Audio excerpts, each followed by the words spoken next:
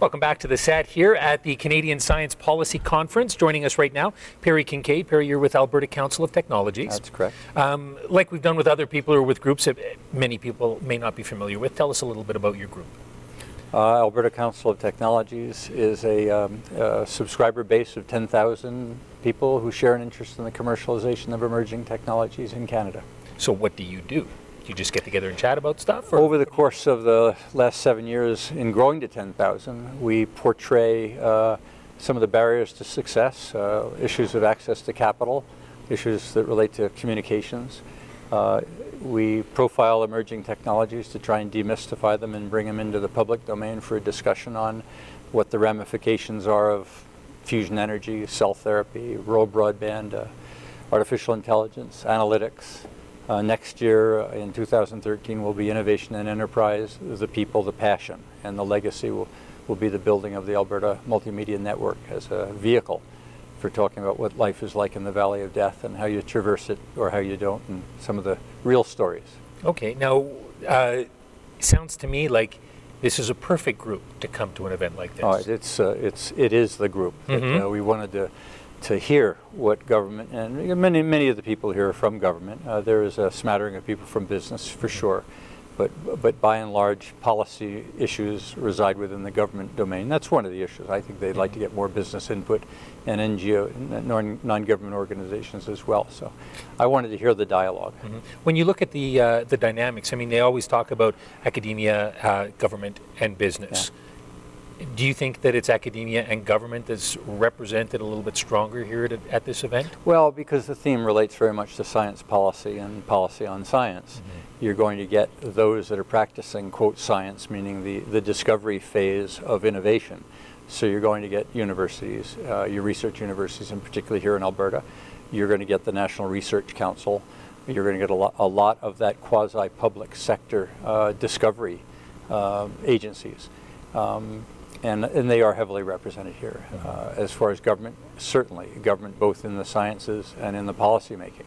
So they're heavily represented, and it's apparent in the way this audience is responding to a number of the very significant issues that Canada is facing. And that's fascinating in itself, is to see how the audience is responding to some of the issues and the resolutions that are being proposed. Well, and it's been interesting because we're broadcasting this conference, we're live streaming it, and if people have been listening, they may recognize your voice because you've asked a few questions. And what are some of the issues that you've tried to get addressed here? That we may be today tinkering with some of the issues and really not dealing with them in a bold manner. There are certainly issues in what's called innovation channel that we could open up and maybe do a lot better in terms of enhancing productivity and increasing the innovation, the capacity to innovate technologies or to commercialize them. But there has not been a lot of discussion about some of the emerging technologies that are on the fringe that could completely disrupt the tinkering. We may be tinkering with things that are irrelevant in a few years, and I'm not suggesting, and we're not suggesting, that we go do a whole bunch of things right now, but I think we should be monitoring the implications of some of these disruptive technologies in health, for example, the emergence of personalized medicine, or where the client is now becoming a consumer, well-informed, wanting to make choices with rising expectations, is really a disruptive force in an industry that has been dominated by the professional when we needed to learn. Well, now we've learned. Now we know health is important.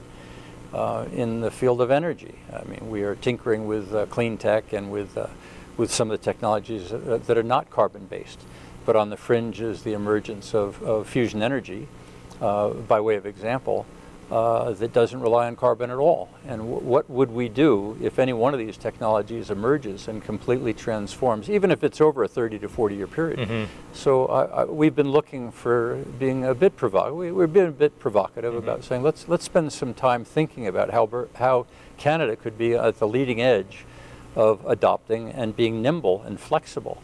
But because those are not two words that have been used to associate the way things have been going in the past. Look, we've been extremely prosperous. I mean, to live in Canada, to have the good fortune of being in a country that has been blessed by not just hydroelectricity, but by all this carbon, wheat, meat, fiber, timber, oil, and gas. I mean, who else in the world has been blessed with the assets that we have, with a relatively small population and a market sitting right on our border, just thirsting to have what we got? So in some ways, our economy has been built, as Bob Fessenden has said, by market forces.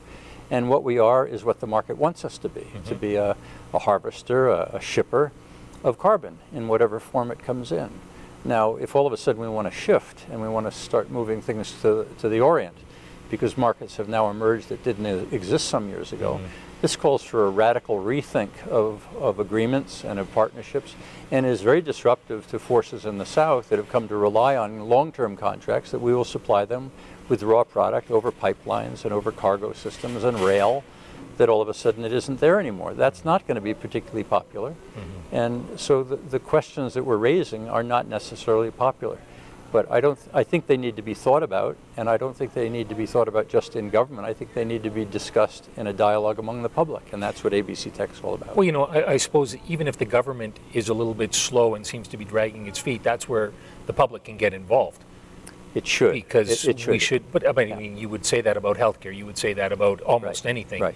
Trying to get the public's energy up but enough to get involved. The fomenting of a dialogue about the relevance of technologies, emerging technologies, is an issue more important than what academia, and maybe even more important than what government, which works within borders and boundaries. We're talking about global issues that will be significant on a very wide scale over a considerable period of time, where significant adjustments will need to take place. By anticipating them now and thinking about what would we do if carbon in 30 to 40 years is no longer being used for energy? What would we use it for?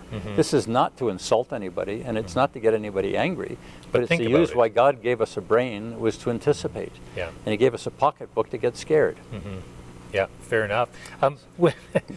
Some of the people that are here are from other parts of the world, Netherlands, Scotland, England as well. Do you hear what they're saying and think, hey, maybe they've got something going on over there that we can use over here, as far as, because they have science policies and they've had them for years, you know, and special departments set up as well specifically for this. Do you see where we can take advantage of some of their expertise? It would be naive to think that we got it all. I think we have some very distinct advantages, and some of them are here to drool over what we've got, just as we might drool over what they've got. One can't judge where you're going to find innovation. I think we've just got to be vigilant to keep our eyes on those that are watching us today from Brazil, from Portugal. We're in a globe today. Information moves at the speed of light. Relationships aren't formed so quickly. A conference is a place to do the high touch, where internet is a place to do the high tech. We will learn if we are out and looking and seeking and are humble enough to know we can learn from others. A conference like this gets evaluated, at least on the way I look at it, on three factors. One, did you learn something? This is a learning intensive event for a lot of people, even though some of it is simply validation. Some of it should be concerning to them, and some of it might be shocking, in which case they're going to learn. If it's just validation, you're not learning anything other than I'm doing everything right. Well, we're not doing everything right. The second is networking. It's networking intensive. There's probably been 10,000 business cards transacted in the course of the last 2 days, and another one to go. So people are wanting to know who they might be relating to, who has something they'd like to learn about later. And then the third is engagement. And that's weak. And I think we need to be frank about it, that when you're bringing civil servants into a room who typically communicate on a vertical basis and who are disciplined to respond to what the minister is seeking, they don't necessarily move horizontally. They might network at an event like this, but in terms of engagement and going to the microphone and asking provocative questions or declaring that we've got some issues, that's not something that, quote, the civil, end quote, servant is prone to do. And yet, one of the primary themes of this conference is collaboration. So we've got a bit of an oxymoron. And I think we've got to rethink that over the last 50 years in building a great civil service, and it is very civil, we built silos into this structure and built a culture that is very vertical, and yet now we're talking about horizontal. I don't think that's going to come as easy as just someone standing on a podium and saying, okay, everybody now collaborate. We've got institutional structures that are very disciplined, and they're very militaristic. And Ottawa and Washington and the capitals of the world are typically very militaristic in their communication style. So innovating in those environments, Difficult. very difficult. Yeah. Perry, thank you very much for your time. Oh, thanks for this enjoyment of chatting with you again. Thank you, Perry. We've been chatting with Perry Kinkaide, who is with the Alberta Council of Technologies.